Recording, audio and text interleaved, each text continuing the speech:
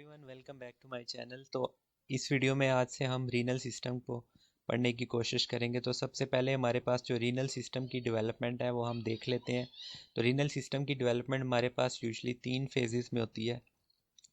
सबसे पहला जो हमारे पास प्रोनेफ्रोज है, फिर वो डीजनरेट कर जाता है, उसके बाद हमारे पास मीजोनेफ्रोज बनता है, वो एक्ट करता है interim kidney for first trimester है, उसके बाद वो भी डीजनरेट कर जाता है और इसके बाद जो हमारे पास लास्ट पोर्शन बनता है हमारे पास वो है मेटानेफ्रोज। अब मेटानेफ्रोज जो है हमारे पास ये परमानेंट किडनी है जो कि वीक 5 ऑफ डेवलपमेंट से इसकी स्टार्ट होती है और ये परमानेंट होती है। और नेफ्रोजेनेसिस यूजली जो हमारे पास कंप्लीट होती है वो वीक 36 पे होती है। तो हम देख लेते हैं, फर्दर इसको पढ़ लेते हैं। तो सबसे पहले क्या, pronephros week 4 of development then degenerates. Mesonephros week 4 of development function as interim kidney for first trimester, ये इंपॉर्टेंट है कि एमसीक्यूज है। Persist in the male genital system as Wolffian duct.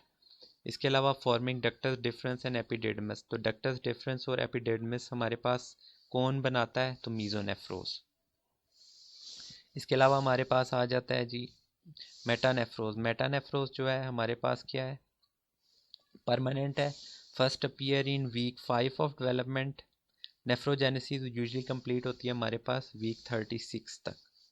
ठीक है, तो अब जो हमारे पास मेटानेफ्रोज बनता है, तो मेटानेफ्रोज फर्दर हम दो में उसको डिवाइड करते हैं, एक होता है यूरिट्रिक बर्ड और दूसरा है मेटानेफ्रिक मिजनकाइम। अब ये हमारे पास पिक्चर शो हो रही है, इस पर आप देख सकते हैं। तो ये हमारे पास यूरिटर शेप का जो एरिया है उसे हम बोल रहे हैं यूरिट्रिक बर्ड, और जो हमारे पास किडनी बीन शेप जो है स्ट्रक्चर है उसे हम बोल रहे हैं मेटानेफ्रिक मिजनकाइम। डीजनरेटेड पोर्शन है हमारे पास, ये पहले नंबर पे आप देख सकते हैं, ये प्रोनेफ्रोज का था, मीजोनेफ्रोज का ये पोर्शन है, इसके अलावा मेटानेफ्रोज का ये पोर्शन है, और हमारे पास बीच में यूरोजेनिटल साइनस है। ठीक है, तो अब हम यूरिट्रिक बर्ड को देख लेते हैं। यूरिट्रिक बर्ड या जिसे हम बोलते हैं metanephric diverticulum, derive from caudal end of mesonephric duct. तो ये कौन से एंड से हमारे पास ओरिजिनेट होता है, caudal end, which give rise to ureter, pelvises, calyces, collecting duct and usually canalized by week 10 of development। और इसकी कैनलाइजेशन कंप्लीट कब होती है, वीक 10 ऑफ डेवलपमेंट है। अब मेटानेफ्रिक मेजनकाइम जो है, मेटानेफ्रिक मेजनकाइम जिसको हम मेटानेफ्रिक ब्लास्टीमा भी बोलते हैं, तो ureteric bud interaction with this tissue interaction induces differentiation and formation of glomerulus through to DCT. अब हमारे पास जो यूरिट्रिक बर्ड अगर फ़र्ज़ किया इंटरेक्ट नहीं करेगी टिश्यू के साथ जो कि है मेटानेफ्रिक मिजनकाइम, अगर यूरिट्रिक बर्ड मेटानेफ्रिक मिजनकाइम के साथ इंटरेक्ट नहीं करेगी तो उसकी वजह से हमारे पास फर्दर डिफ्रेंशिएशन नहीं होती, वहीं पे डिफ्रेंशिएशन स्टॉप हो जाती है। ठीक है, अगर ये हमारे पास इंटरेक्ट करेगी तो उसकी वजह से हमारे पास कहाँ से कहाँ तक का पोर्शन बनेगा, तो हमारे पास ग्लोमेरुलस से लेके डिस्टल कन्वोल्यूटेड ट्यूब्यूल तक का पोर्शन हमारे पास बनेगा। अगर फ़र्ज़ किया इनके बीच में जो हमारे पास इंटरेक्शन हो रहा है लेकिन वो क्या हो रहा है, गलत हो रहा है या पैथोलॉजिकल हो रहा है, तो उसकी वजह से हमारे पास कौन सी कंडीशंस ओरिजिनेट हो सकती हैं, तो aberrant interaction between these two tissues में result in several congenital malformations of the kidney, जैसा कि हमारे पास क्या है, रीनल एजेनेसिस या मल्टीसिस्टिक डिस्प्लास्टिक किडनी। अब जो हमारे पास यूरिट्रो पेल्विक जंक्शन है, ये लास्ट टू कैनालाइज कंजेनिटल ऑब्स्ट्रक्शन है। लास्ट पोर्शन टू कैनालाइज हमारे पास कौन सा है, यूरिट्रो पेल्विक जंक्शन। तो ये भी एक इम्पोर्टेंट हमारे पास क्या एमसीक्यूज है।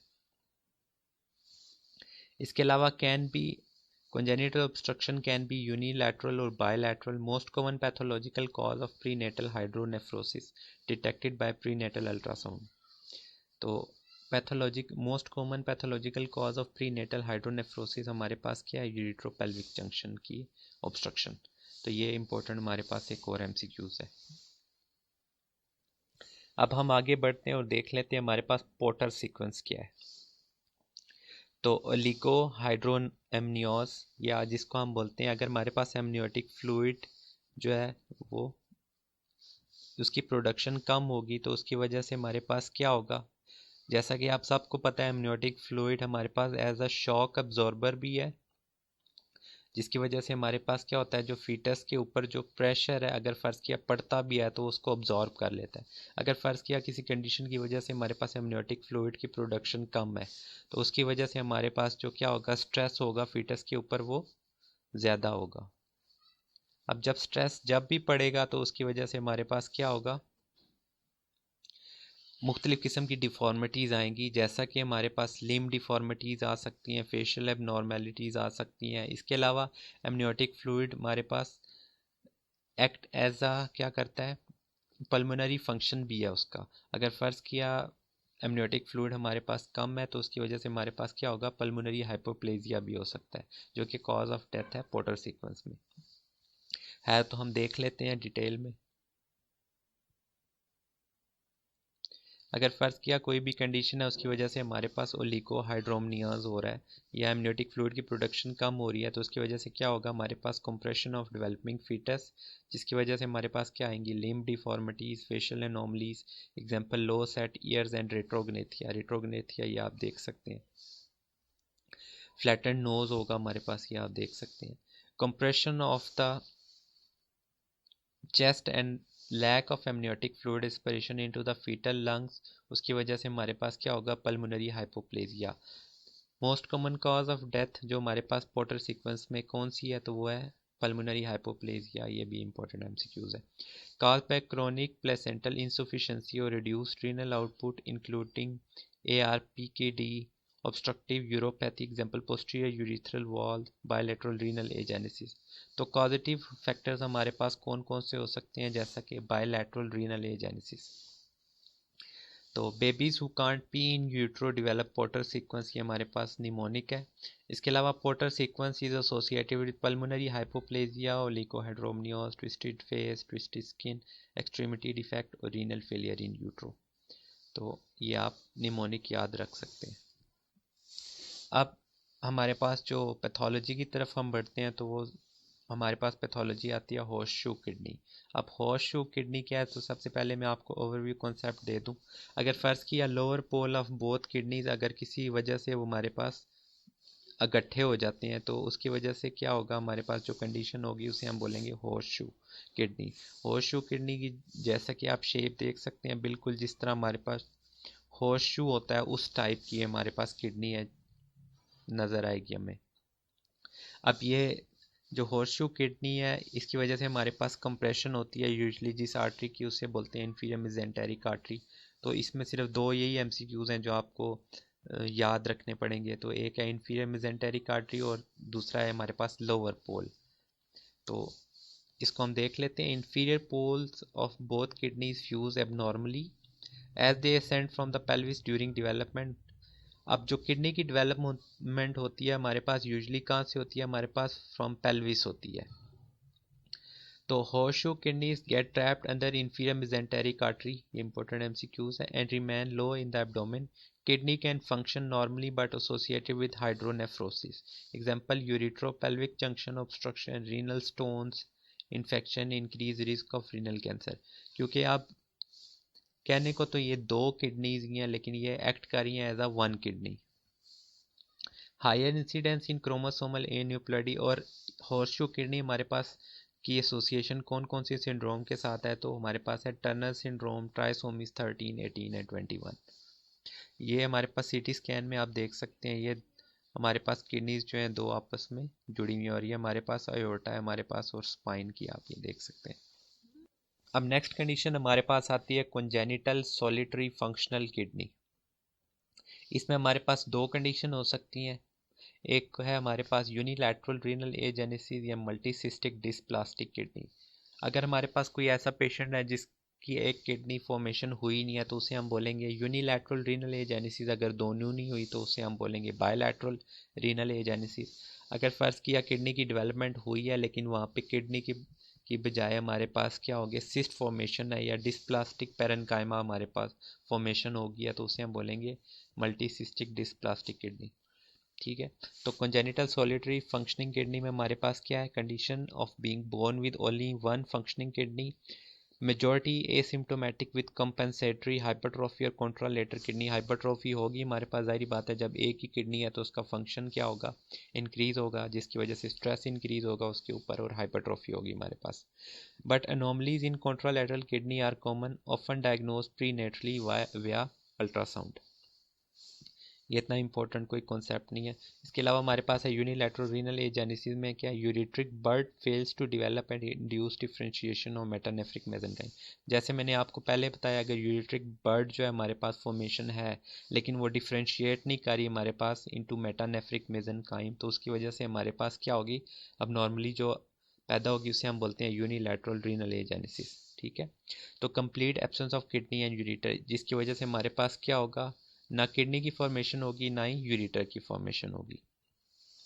फिर दूसरी कंडीशन है मल्टीसिस्टिक डिस्प्लास्टिक किडनी, तो इसमें हमारे पास क्या होता है, ureteric bud develop but fail to induce differentiation of metanephric mesenchyme. ऊपर वाली कंडीशन है उसमें ureteric bud fails to develop थी, इसमें यूरिट्रिक बर्ड डिवेलप हो रही है लेकिन ये इंड्यूस नहीं कर पा रही डिफरेंशिएशन ऑफ मेटानेफ्रिक मेसेंकाइम, या यूरिट्रिक बर्ड से हमारे पास मेटानेफ्रिक मेसेंकाइम जो है वो नहीं बन पा रहा, तो उस कंडीशन को हम बोलते हैं मल्टीसिस्टिक डिस्प्लास्टिक किडनी। इसकी वजह से हमारे पास क्या होगा, नॉन फंक्शनल किडनी होगी जिसके अंदर हमारे पास सिर्फ क्या होंगे, सिस्ट एंड कनेक्टिव टिश्यू होगा और उसकी फंक्शनल वैल्यू ज़ीरो होगी। ठीक है, predominantly non hereditary and usually unilateral, bilateral lead through porter sequence. अगर हमारे पास बायलैटरल मल्टीसिस्टिक डिस्प्लास्टिक किडनी है तो वो कॉजेटिव फैक्टर किसका हो सकता है हमारे पास, पोर्टर सीक्वेंस का। फिर नेक्स्ट कंडीशन है हमारे पास डुप्लेक्स कलेक्टिंग सिस्टम। अगर फ़र्ज़ किया कोई ऐसा पेशेंट है जिसकी एक किडनी के साथ हमारे पास दो यूरिटर हैं, तो उस कंडीशन को हम बोलेंगे डुप्लेक्स कलेक्टिंग सिस्टम।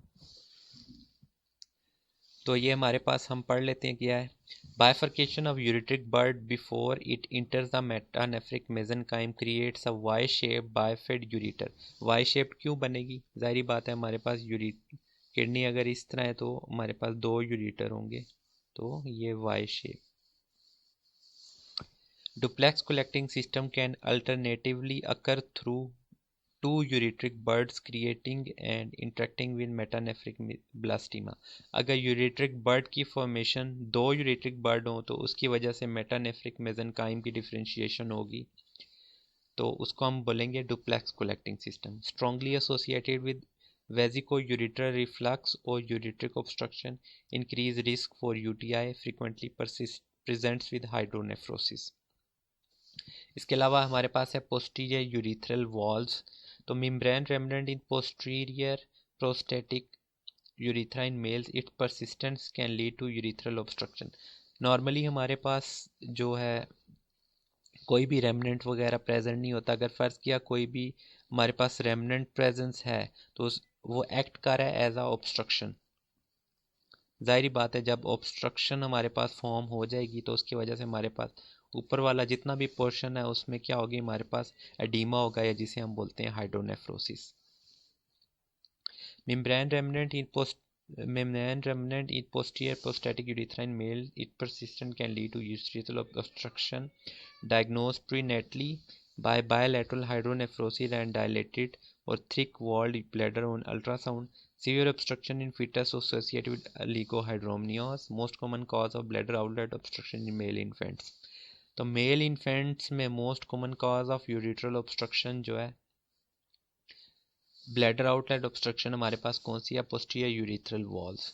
ठीक है, तो ये आप देख सकते हैं हाइड्रोनेफ्रोसिस, हाइड्रो यूरिटर जो है हमारे पास। ठीक है, और यूरिनरी रिफ्लक्स होगा, जाहिर बात है जब हमारे पास आगे ऑब्स्ट्रक्शन है तो उसकी वजह से क्या होगा, यूरिन की बैक फ्लो होगी हमारे पास। अब हम देख लेते हैं कि वेजिको यूरिटर रिफ्लक्स क्या होता है। तो retrograde flow of urine from bladder towards upper urinary track. Normally क्या होता है हमारे पास किडनी से यूरिटर की तरफ यूरिन फ्लो करती है, अगर फ़र्ज़ किया हमारे पास ब्लैडर से जो यूरिन का फ्लो है टुवर्ड्स किडनी हो जाए तो उस कंडीशन को हम बोलेंगे वेजिको यूरिट्रल रिफ्लक्स। ठीक है, it can be primary due to abnormal या insufficient insertion of the ureter within the vesicular wall या यूरिट्रोवेजिकुलर जंक्शन, जो पहले अभी हमने कंडीशन पढ़ी है, और secondary to abnormally high bladder pressure resulting retrograde flow via the UVG, increase of risk of recurrent UTI। अगर फ़र्ज़ किया हमारे पास ऑब्स्ट्रक्शन है आगे यूरिथ्रल वॉल जो है उसके ऊपर, तो उसकी वजह से क्या होगा, हमारे पास बैक फ्लो होगा यूरिन का, और ये इंक्रीज़ करेगा रिस्क ऑफ हमारे पास यूटीआई का।